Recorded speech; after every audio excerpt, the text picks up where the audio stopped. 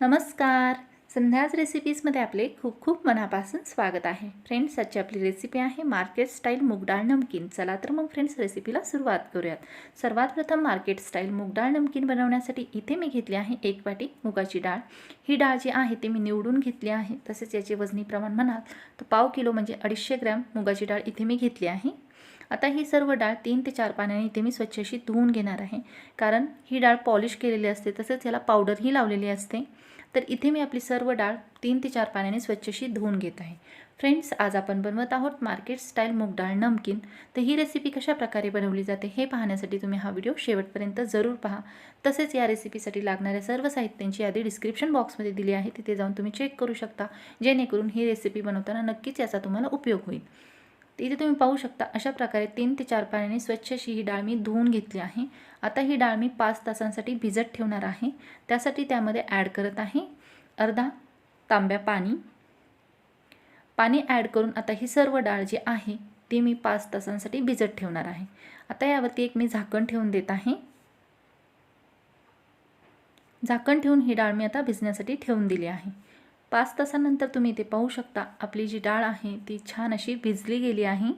मूग डाळ नमकीन बनवण्यासाठी आपली डाळ जी आहे ती व्यवस्थितरित्या अशा प्रकारे छान अशी भिजली गेली पाहिजे. जर डाळ व्यवस्थित भिजली गेली तरच ती तळल्यानंतर छान अशी खुसखुशीत होते. आता या सर्व डाळीमधील मी पाणी बाजूला काढून याला 5 मिनिटभर चाळणीमध्ये निथळण्यासाठी ठेवले होते. तिथे तुम्ही पाहू शकता 5 मिनिटांनंतर आपली डाळ छान अशी निथळली गेली आहे.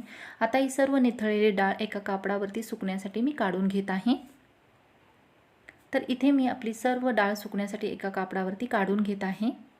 आता ही डाळ पातळसर अशी या कापडावरती पसरवून ही 10 ते 15 मिनिटभर आपल्याला सुकवून घ्यायची आहे. हवं तर तुम्ही ही फॅनखालीही सुकवून घेऊ शकता. याला जास्त प्रमाणात सुकवायचे नाही. तर डाळ जी आहे ती आपली इथे सुकत आहे. 15 मिनिटांनंतर तुम्ही पाहू शकता आपली डाळ जी आहे ती अशा प्रकारे सुकली गेली आहे. हाताला ही हलकीशी चिकटत आहे. अशाच प्रकारे आपल्याला डाळ जी आहे ती सुकवून घ्यायची आहे. जास्तही याला ओलसर ठेवायची नाही किंवा जास्त प्रमाणातही याला सुकवून घ्यायची नाही. आता ही डाळ सुकवलेली जी आहे ती मी इथे तळून घेत आहे. त्यासाठी मी तेल गरम करण्यास ठेवले होते. तेल जे आहे ते एकदम कडकडीत असे गरम केले आहे. तर डाळ जी आहे ती एका चाळणीमध्ये ठेवून मी ही अशी तळून घेत आहे, जेणेकरून ही तेलामधून बाजूला काढतानाही आपल्याला सोपे जाते.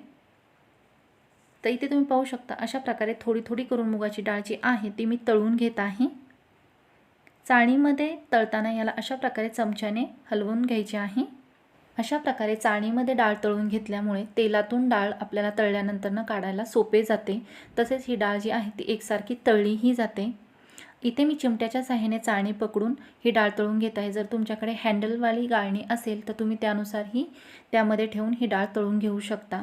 तर इथे तुम्ही पाहू शकता अशा प्रकारे याचा फेस तयार होत आहे. जास्त प्रमाणात जर फेस तयार झाला तर ह्या हलकीशी वरती उचलून धरायची चाळणी. फेस कमी झाल्यानंतर परत ही डाळ तळून घ्यायची. तर इथे डाळीचा हलकासा कलर बदलला गेला आहे. डाळ आपली तळली गेली आहे. तर त्यामधील तेल इथे मी निथळून घेत आहे. तेल इथे आपली पूर्णपणे निथळले आहे. तर आता ही सर्व डाळ जी आहे तळलेली ती इथे मी एका ताटामध्ये काढून घेतली आहे एका पेपरवर. तर पूर्णपणे आपली सर्व जी डाळ आहे ती तळून तयार आहे. तुम्ही पाहू शकता किती छान अशी खुसखुशीत झाली आहे. आता यामध्ये ॲड करूया चवीनुसार मीठ. इथे तुम्ही तुमच्या आवडीनुसार चाट मसाला ॲड करू शकता, लाल तिखट ॲड करू शकता. मीठ ॲड केल्यानंतर याला व्यवस्थित अशी इथे मी मिक्स करून घेत आहे. तर इथे तुम्ही पाहू शकता अशा प्रकारे मार्केट स्टाईल मूग डाळ नमकीन आपली खाण्यासाठी तयार झाली आहे. बाहेरून विकत आणण्यापेक्षा घरच्या घरीच ही डाळ तयार करून तुम्ही मुलांना खाण्यासाठी ठेवू शकता. 1 महिनाभर ही व्यवस्थित अशी टिकली जाते. हवाबंद बरणीमध्ये किंवा हवाबंद डब्यामध्ये ठेवायची, जेणेकरून ही संपेपर्यंत अशीच खुसखुशीत राहते, लूज पडली जात नाही. तर इथे तुम्ही पाहू शकता मस्त अशी मार्केट स्टाईल खुसखुशीत मूग डाळ नमकीन आपली खाण्यासाठी तयार आहे. अगदी घरातील प्रत्येक व्यक्तीला आवडेल ही रेसिपी आहे. तर नक्कीच घरी ट्राय करा व कमेंटद्वारे मला तुमचा अनुभव जरूर कळवा. या रेसिपीसाठी जास्त काही साहित्य लागत नाही. अगदी घरातील उपलब्ध साहित्यामध्ये ही पटकन बनली जाणारी रेसिपी आहे. या रेसिपीसाठी लागणाऱ्या सर्व साहित्यांची यादी डिस्क्रिप्शन बॉक्समध्ये दिलेली आहे. फ्रेंड्स, ही रेसिपी जर तुम्हाला आवडली असेल तर नक्कीच लाईक करा, शेअर करा, सबस्क्राईब करा. तसेच चॅनलवर नवीन असाल तर जरूर बेल आयकॉन प्रेस करा, म्हणजे अशाच प्रकारच्या नवनवीन रेसिपीज तुम्हाला पाहायला मिळतील. व्हिडिओ शेवटपर्यंत पाहिल्याबद्दल धन्यवाद.